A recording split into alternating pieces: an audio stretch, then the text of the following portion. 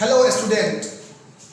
Today in this session I will discuss some difficult problems of chapter 3 and let's start with chapter 3.1. Actually first question has been given that you need to find out what will be the unit digit in the square of the following number. Three numbers are 272, 3853, 52,698, and you need to find out what will be the unit digit when you do a square. My dear student, you know very well that if 1 is square then 1, it means unit digit must be 1. When you square 2 then 4, it means unit digit is 4. When you square 3 then 9, unit digit is 9. 4 square means 16, unit digit is 6. 5 square 25, unit digit is 5. 6 square is equal to 36, unit digit is 6. 7 square means 49, unit digit is 9. 8 square means 64, unit digit is 4. 9 square means 81, unit digit is 1. And 10 square means 100, unit digit is 0. By this observation you can just see that digits are 10, and you know that if you square 0 then result is 0, no problem. If you square 1 then 1, it means unit digit is 1. 2 square means 4, unit digit is 4. 3 square means 9, unit digit is 9. 4 square means 16, unit digit is 6. 5 square means 25, unit digit is 5. 6 square means 36, unit digit is 6. 7 square means 49, unit digit is 9.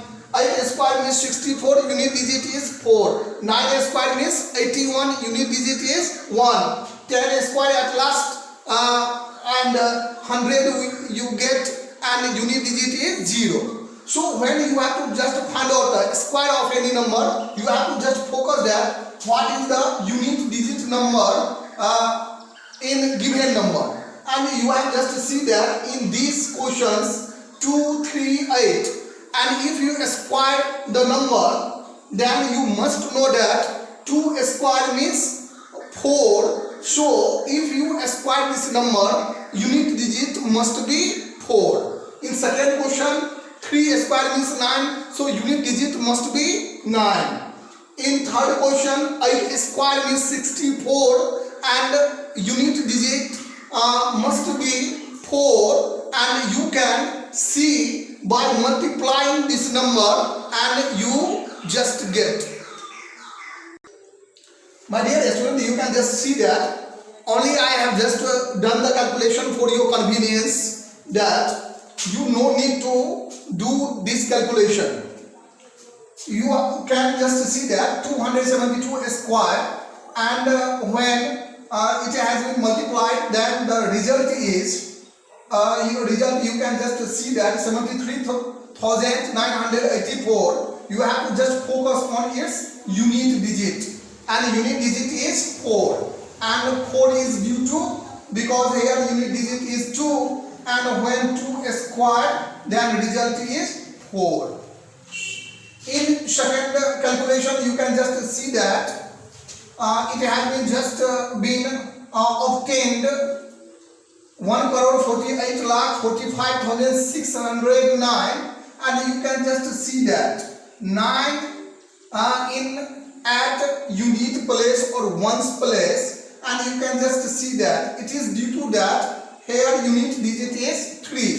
When 3 squared then result is 9. In third case you can just see that 8 is placed at its unit place, and when you have just squared then 8 squared is equal to 64 and 4 is at unit place. So you can just see that when you have to square 52,698, then it's a final calculation. You can just see that 2,77 crore 70 lakh 79,204 and its unit digit is 4. It is due to that when I square then it is equal to 64. So my dear student, only you can just see the unit digit and you can just find out that what would be the digit at the unit place of square of this number.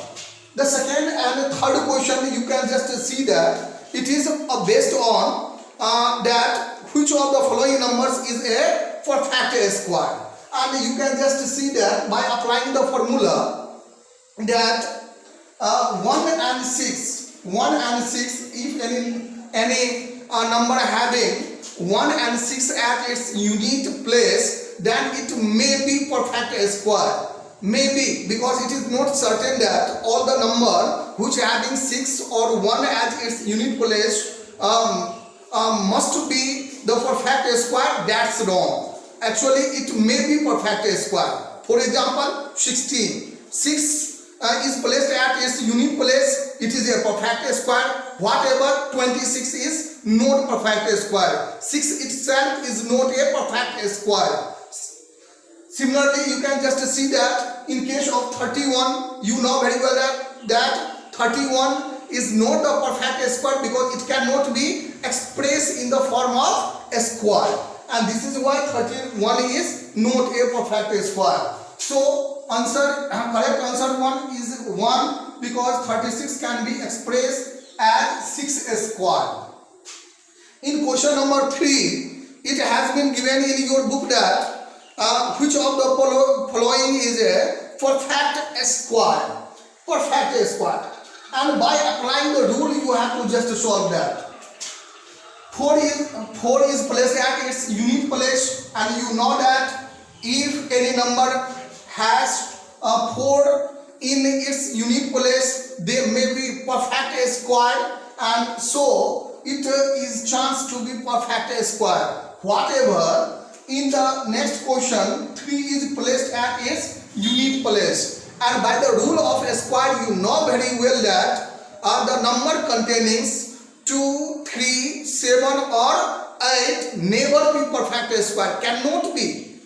There is no chance to be perfect square. So it never be perfect square. Similarly, in the case of 4, you can just see that if any number ends with 0, then you have to just see that it is end with odd number of 0 or even number of 0. You can just see that there is a odd number of 0, and now in this case even number of 0. If it is end with odd number of 0, never be perfect square. So there is a chance only in this case of 25,500. In the case of 6 and also in 7 in the book it has been based on that it is the square of even number or not.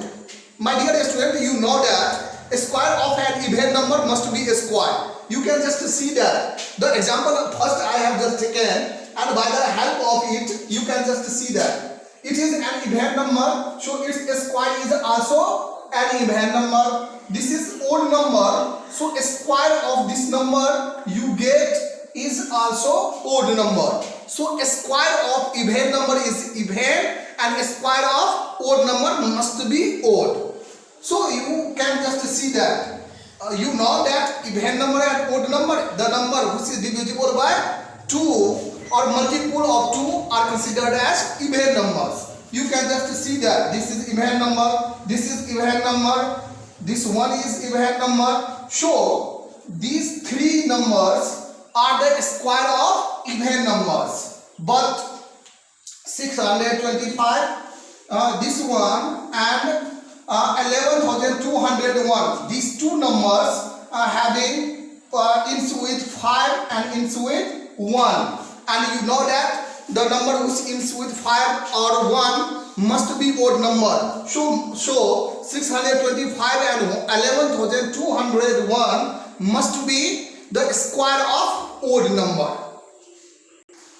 My dear students, You can just see that in this question, 33a square minus 32a square. If you do normally this calculation, then you can just do by this way. 33 is multiplied by 33 and 32 is multiplied by 32, and the result is when you multiply 33 with 33, then you get 1089, and when you multiply 32 with 32, the product is 1024. On subtraction you get 65. But it can be shown by another way also. And there is a rule that is given in your book that n plus 1 whole square minus n square, which is equal to n plus 1 plus n. You have to add both of the number.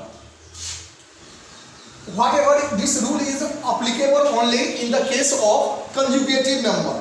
And you know that two conjugative positive number having the difference 1. So you can apply only in the case of two conjugative number. And this is conjugative number because 32, and when you add 32 plus 1, then you get 33. So you can apply in this case. And when you apply in this case this formula, then actually this is equal to 33 plus 32, and by addition of it, it is equal to 65. Whatever, you can just ask a question that if it is not in conjugative, then how can I just find out? For example, if such type of question has been given, 7 square minus 5 square. My dear student, these two are not conjugative, because you know that 5 and 6 are conjugative number, or 7 and 6 are conjugative number. Since 7 and 5 are having difference 2, so it cannot be considered as conjugative number. In this case, you have to apply identities, algebraic identities. A square minus b square, and it is equal to a plus b into a minus b.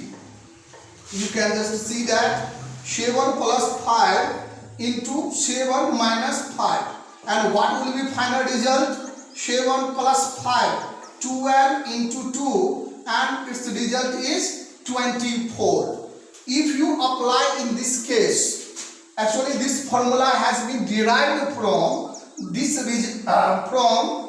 identities. Since the difference is 1, and this is why in conjugative case a square minus b square is equal to a plus b.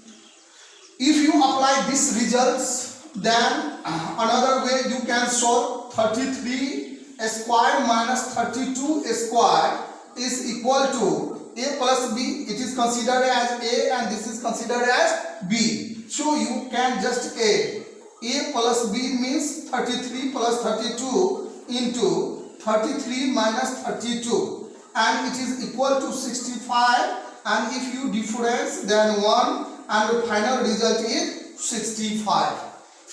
My dear student, hope you are able to remember this topic that I have just mentioned, and you have to wait the next video, then I will discuss some more questions.